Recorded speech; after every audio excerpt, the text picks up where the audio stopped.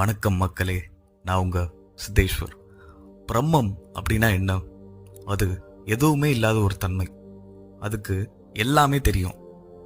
அதை தொடவோ பார்க்கவோ முடியாது. அதை உணர மட்டும்தான் முடியும். இன்ஃபேக்ட் இந்த உலகத்தில் இருக்கிற எல்லாமே, ஏன் நம்ம கூட இந்த பிரம்மத்திலிருந்து வந்த ஒரு பகுதி தான். அந்த பிரம்மம் தான் நித்தம் சுகமானது. எப்படின்னு நம்ம ஆளுங்க சமஸ்கிருதத்தில் யோக வசிஷ்டம், பகவத்கீதை, அப்புறம் தமிழில் நம்ம திருமூலனார் அவருடைய திருமந்திரத்திலையும், அப்புறம் என் பைபிள் குரானம் இதில் எடுத்துக்கிட்டோன்னா God is eternal, is omnipresent, is omniscient and is omnipotent. அப்படின்னா கடவுள்ன்ற ஒருத்தர் எல்லா இடத்துலையும் இருக்காரு, எங்கேயும் இருக்காரு, எதுலேயும் இருக்காரு. அண்ட் அவருக்குன்ற ஒரு உருவம் அப்படின்றது இல்லை.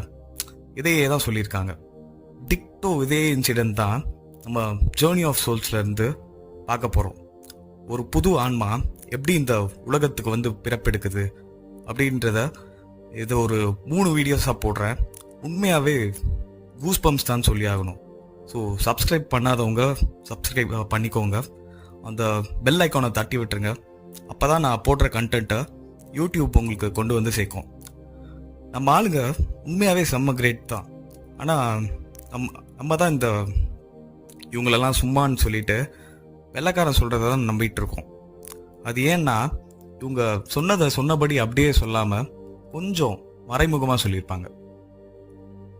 இன்னைக்கு நம்ம பிகினர் சோல்ஸ்ன்னு சொல்லக்கூடிய லெவல் 1 லெவல் 2 சோல்ஸ் பற்றி பார்க்க போகிறோம். இந்த லெவல் 1 லெவல் 2 அப்படின்றது ஆன்ம உலகத்தில் ஒன்றுமே இல்லை. டாக்டர் நம்ம கற்பனைக்காக தான் இப்படி சொல்கிறாரு. லெவல் 1 அப்படின்றது ஃப்ரெஷ் சோல்ஸ், அதாவது இப்போ தான் புதுசாக வந்திருக்க சோல்ஸ். அவங்க வந்து முதல் பிறப்பு எடுக்கக்கூடிய ஆன்மாக்கள்.